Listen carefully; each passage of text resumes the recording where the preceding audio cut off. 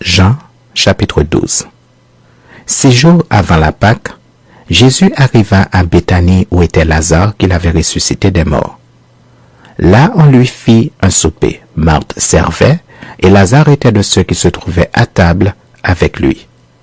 Marie, ayant pris une livre d'un parfum de nard pur de grand prix, oignit les pieds de Jésus et elle lui essuya les pieds avec ses cheveux. Et la maison fut remplie de l'odeur du parfum. Un de ses disciples, Judas Iscariote, fils de Simon, celui qui devait le livrer, dit: « Pourquoi n'a-t-on pas vendu ce parfum 300 deniers pour les donner aux pauvres ?» Il disait cela non qu'il se mit en peine des pauvres, mais parce qu'il était voleur et que tenant la bourse, il prenait ce qu'on y mettait. Mais Jésus dit: « Laisse-la garder ce parfum pour le jour de ma sépulture.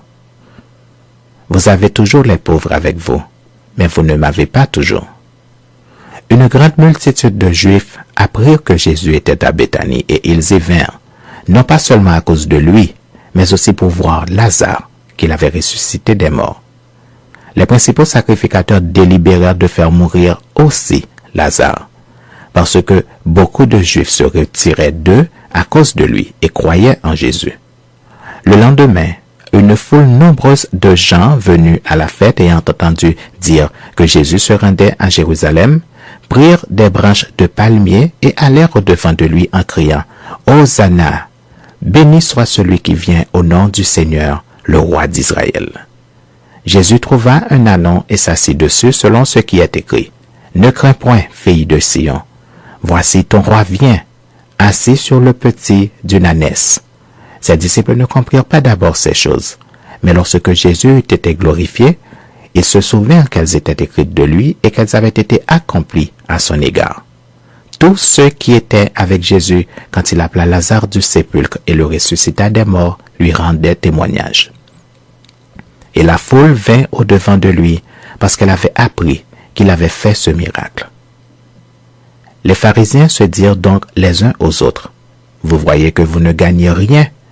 Voici, le monde est allé après lui. » Quelques Grecs du nombre de ceux qui étaient montés pour adorer pendant la fête s'adressèrent à Philippe de Bethsaïda en Galilée et lui dirent avec instance: « Seigneur, nous voudrions voir Jésus. » Philippe alla le dire à André, puis André et Philippe le dirent à Jésus. Jésus leur répondit: « L'heure est venue où le Fils de l'homme doit être glorifié. En vérité, je vous le dis, si le grain de blé qui est tombé en terre ne meurt, il reste seul. Mais s'il meurt, il porte beaucoup de fruits. Celui qui aime sa vie la perdra, et celui qui hait sa vie dans ce monde la conservera pour la vie éternelle. Si quelqu'un me sert, qu'il me suive, et là où je suis, là aussi sera mon serviteur. Si quelqu'un me sert, le Père l'honorera. Maintenant mon âme est troublée, et que dirai-je? Père, délivre-moi de cette heure. Mais c'est pour cela que je suis venu jusqu'à cette heure.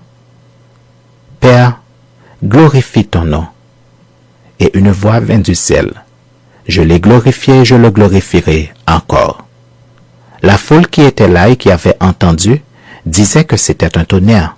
D'autres disaient: « Un ange lui a parlé. » Jésus dit: « Ce n'est pas à cause de moi que cette voix s'est fait entendre, c'est à cause de vous.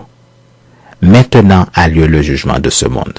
Maintenant, le prince de ce monde sera jeté dehors. Et moi, quand j'aurai été élevé de la terre, j'attirerai tous les hommes à moi. » En parlant ainsi, il indiquait de quelle mort il devait mourir. La foule lui répondit: « Nous avons appris que par la loi que le Christ demeure éternellement. Comment donc dis-tu, il faut que le Fils de l'homme soit élevé? Qui est ce Fils de l'homme? » Jésus leur dit: « La lumière est encore pour un peu de temps au milieu de vous. Marchez pendant que vous avez la lumière, afin que les ténèbres ne vous surprennent point. Celui qui marche dans les ténèbres ne sait où il va. Pendant que vous avez la lumière, croyez en la lumière, afin que vous soyez des enfants de lumière. » Jésus dit ces choses, puis il s'en alla et se cacha loin d'eux. Malgré tant de miracles qu'il avait fait en leur présence, ils ne croyaient pas en lui. afin que s'accomplisse la parole qu'Ésaïe le prophète a prononcée. Seigneur, qui a cru à notre prédication?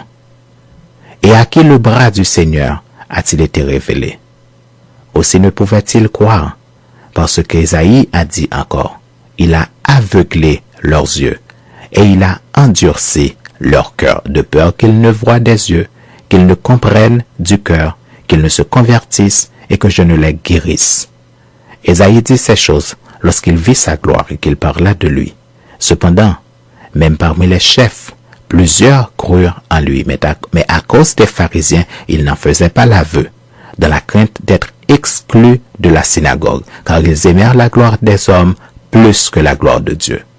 Or Jésus s'était écrié, celui qui croit en moi, croit non pas en moi, mais en celui qui m'a envoyé.